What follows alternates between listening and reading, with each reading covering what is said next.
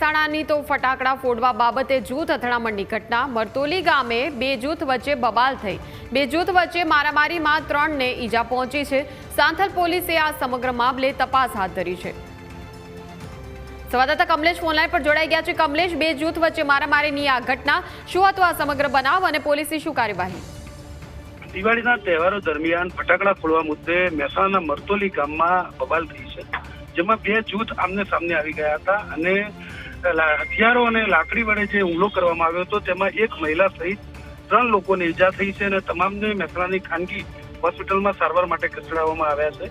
આ મામલે સાંથલ પોલીસે ગુનો નોંધી અને વધુ તપાસ હાથ ધરી છે। ફટાકડા ફોડવા જેવી સામાન્ય બાબતમાં બે જૂથ આમને સામને આવી ગયા હતા અને ત્યારબાદ ગામમાં જે માહોલ હતો એ ગરમાયો હતો।